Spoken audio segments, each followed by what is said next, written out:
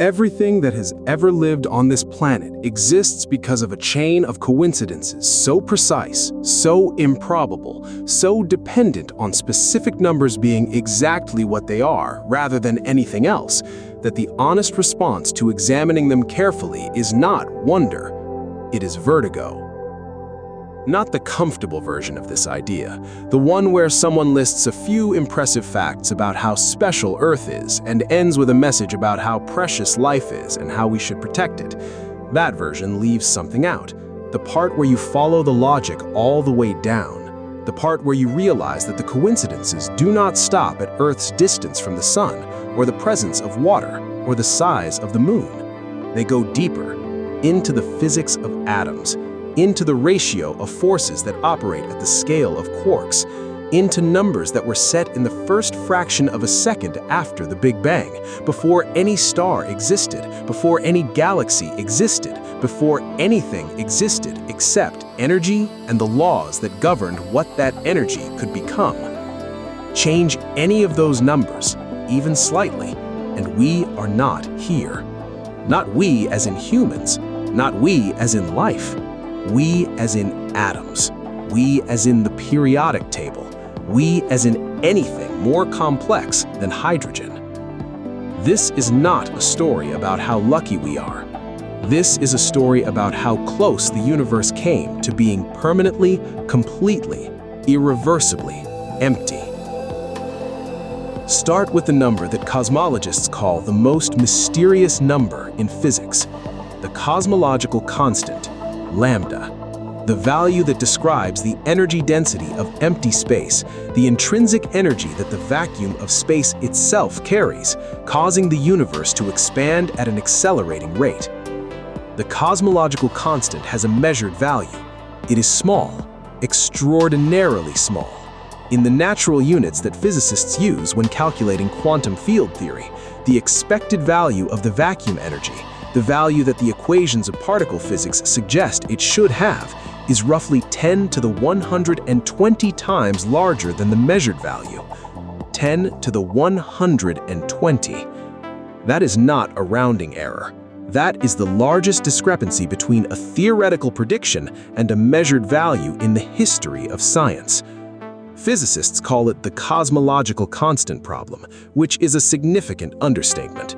It is the single most embarrassing failure of the standard model to predict something we can measure. But here is the part that matters for this story. If the cosmological constant were anywhere near its theoretically expected value, if the vacuum energy were even a tiny fraction of what the equations suggest it should be, the universe would have expanded so rapidly, so violently, immediately after the Big Bang, that matter would never have had time to clump together. Gravity would have been overwhelmed before the first atom formed. The universe would have expanded into a thin, cold, structureless fog of particles, spread too thin, too fast for anything to accumulate. No galaxies, no stars, no planets, no chemistry. The cosmological constant is fine-tuned to at least 120 decimal places to allow the universe we live in to exist. We do not know why. There is no known mechanism that sets the cosmological constant to this value. It is simply what it is, measured in instruments, confirmed across multiple independent observations, sitting in the equations like a number written by something that knew what the universe needed to become. That is one number. There are others. The strong nuclear force, the force that holds protons and neutrons together inside atomic nuclei, has a specific strength. Physicists express it as a dimensionless coupling constant with a value of approximately 0.007. If that value were 0.006, a decrease of roughly 15%, protons would not bind to neutrons. Deuterium, the simplest nucleus containing both a proton and a neutron, would be unstable. Without stable deuterium, the chain of nuclear reactions that built the heavier elements in stellar interiors could not proceed. The only element the universe could produce would be hydrogen. No carbon, no oxygen, no nitrogen, no iron, no periodic table, No chemistry beyond the simplest possible reaction between hydrogen atoms. If the strong force were 0.008, an increase of roughly 15%, diprotons would be stable. Two protons would bind to each other without needing neutrons. Stars would burn through their hydrogen so rapidly that they would exhaust their fuel in seconds rather than billions of years. No star would live long enough to form a planetary system. No planetary system would have time to develop life before its star exploded. The strong nuclear force sits in a window approximately 0.001 units wide, a window between a universe of only hydrogen on one side and a universe where stars explode instantly on the other. We live in that window. The ratio of the electromagnetic force to the strong nuclear force is another such number. The mass of the electron relative to the mass of the proton, the number of spatial dimensions, the slight asymmetry between matter and antimatter that allowed any matter to survive the first second after the Big Bang at all. That last one deserves attention. When the universe was born, matter and antimatter were produced in nearly equal quantities. Matter and antimatter annihilate on contact. A particle and its antiparticle collide and convert completely to energy. If matter and antimatter had been produced in exactly equal quantities, they would have annihilated each other completely in the first second. The universe would have contained nothing but light. For every 10 billion antiparticles produced in the Big Bang, there were 10 billion and 1 particles of matter, one extra particle per 10 billion pairs. A surplus so slight, it barely qualifies as an asymmetry. That surplus is everything. Every atom in your body, every atom in every star, in every galaxy in the observable universe, every structure that has ever existed, all of it is the residue of that 1 in 10 billion asymmetry between matter and antimatter in the first second of existence. We do not know why the asymmetry exists. The standard model of particle physics predicts a matter-antimatter asymmetry, but not one nearly large enough to account for the observed surplus. The mechanism that produced the imbalance that produced us is unknown. If it had not existed, there would be nothing to ask the question. Now come closer. Leave the fundamental constants and approach the specific history of this solar system. The Sun formed approximately 4.5 billion years ago from a cloud of gas and dust, a molecular cloud in one arm of the Milky Way. That cloud had a specific chemical composition. It contained hydrogen and helium from the Big Bang and heavier elements, carbon, oxygen, iron, everything above helium on the periodic table, produced and distributed by generations of stars that had lived and died before our Sun existed. Those heavier elements came from supernovae, stars that exploded and seeded the surrounding gas with the products of nuclear fusion.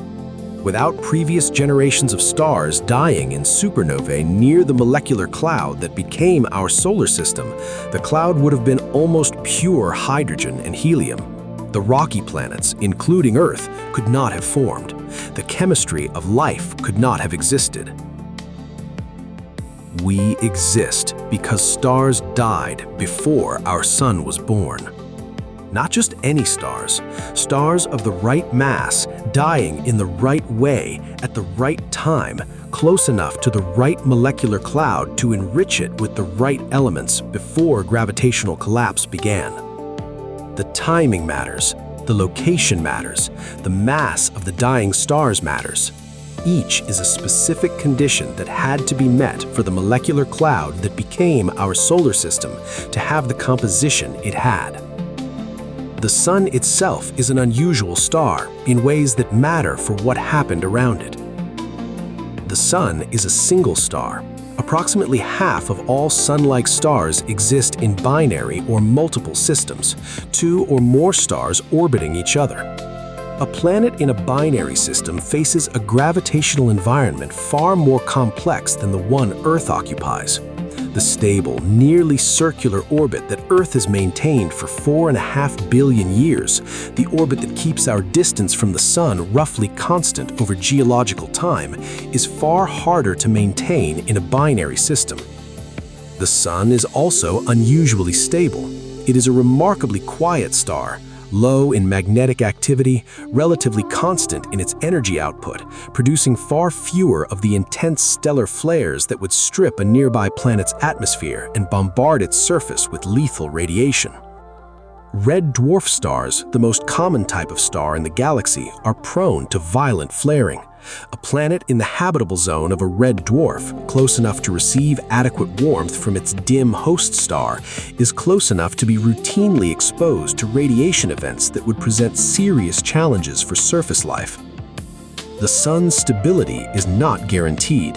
It is a property of this specific star. Other stars of similar mass vary considerably in their activity levels. We happen to orbit one of the quiet ones. Jupiter deserves its own moment in this accounting. Jupiter is the largest planet in the solar system, more than twice the mass of all other planets combined.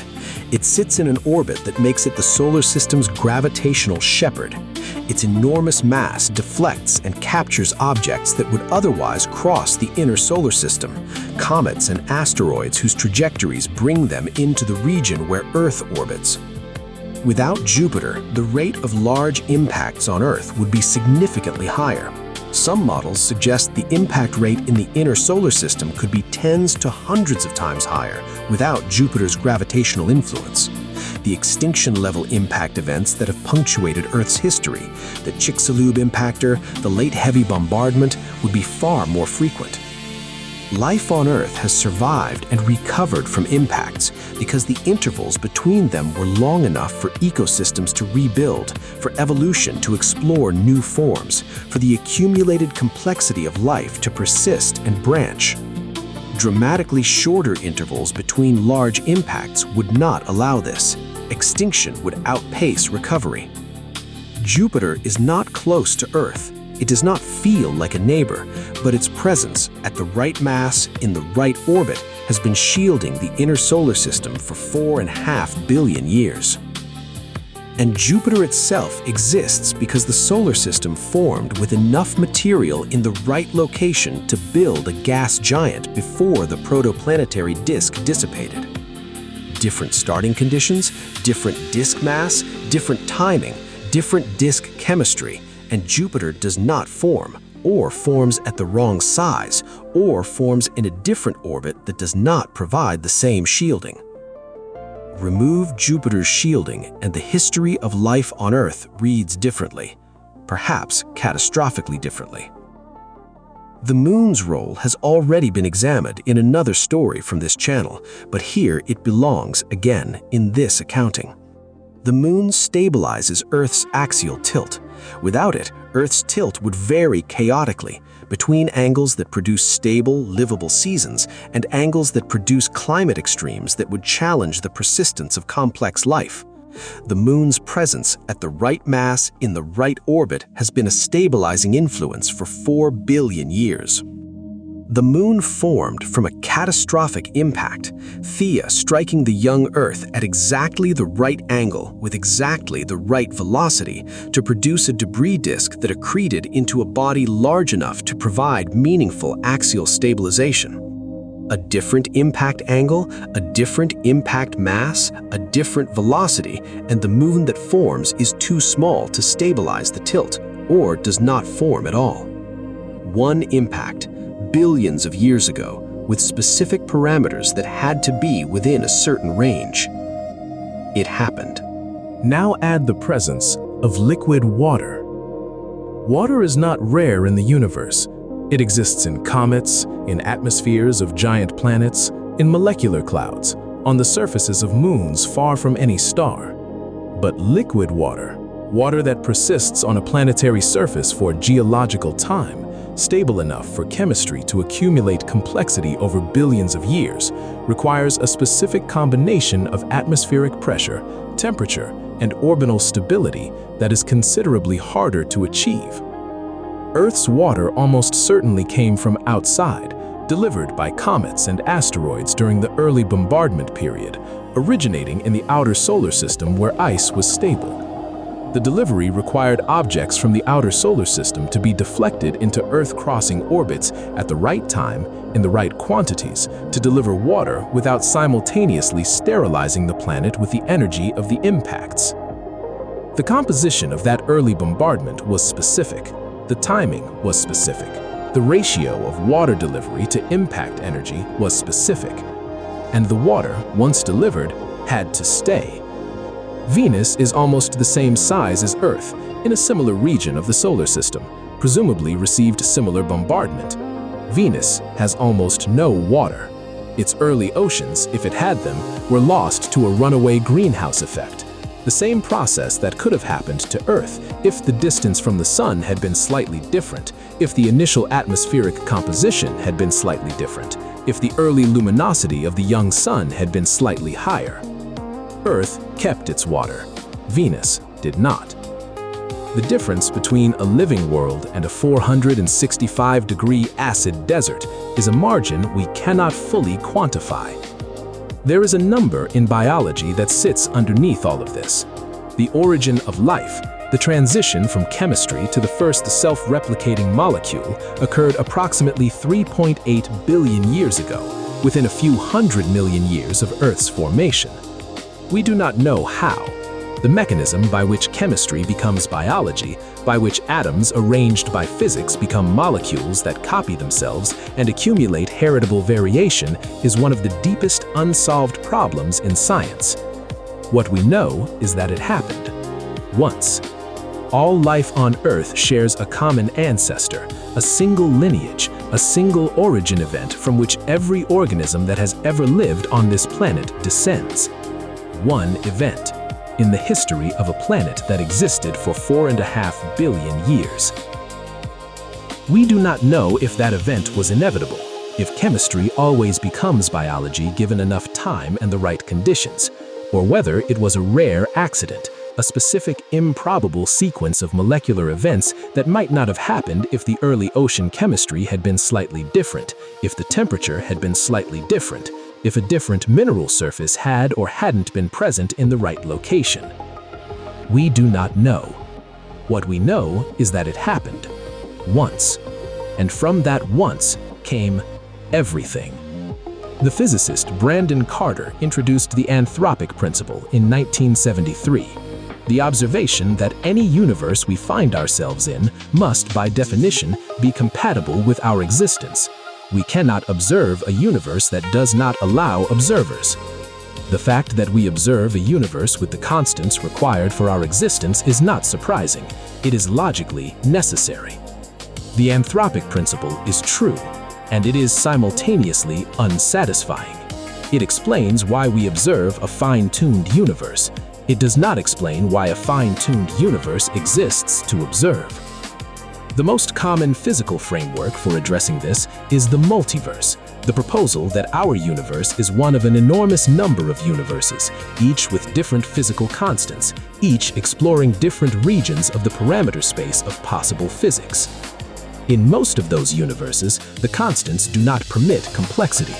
No stars, no chemistry, no life. In a small fraction, the constants fall in the windows that allow structure to form and persist. We are in one of those rare universes because we cannot be in the others. The multiverse is mathematically motivated. It is not confirmed. It may be unconfirmable in principle. Other universes, by most definitions, are causally disconnected from ours, leaving no observable trace. Which means we are left with the coincidences, the constants, the impacts, the distances, the timing, the asymmetry that produced matter, the strong force that permitted nuclei, the cosmological constant that permitted galaxies, the impact that made the moon, the planet that shielded us, the water that stayed. Go outside at night. Find a dark patch of sky, a region between the stars, apparently empty. Point a sufficiently powerful telescope at it and collect light for long enough, and what you find is not emptiness. You find galaxies, thousands of them in a patch of sky that looks blank to the naked eye. each galaxy containing hundreds of billions of stars, each star a gravitational engine that has been running for billions of years, producing light and heat and the heavy elements that become planets, and occasionally the conditions for something more. Most of those stars have the wrong constants, except they have the same constants. The constants are the same everywhere in the observable universe. What varies is the local conditions, the stellar type, the planetary configuration, the presence or absence of water, the timing of impacts, the stability of orbits. In most of those systems, nothing happened that we would call significant.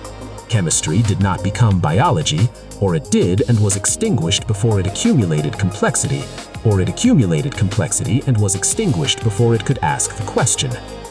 Here, on this specific planet, orbiting this specific star, in this specific galaxy, the chain held. Not because it had to, not because the physics demanded it, but because every link in the chain, from the cosmological constant to the 1 in 10 billion matter asymmetry, to the angle of a collision 4.5 billion years ago, to the presence of a gas giant in the right orbit, happened to be what it needed to be. The chain is long. Every link was improbable. All of them held. And the result of all of them held across 4.5 billion years is that something exists here that can count the links and understand what they mean. That is not a comfort. That is the most unsettling fact in the history of thought.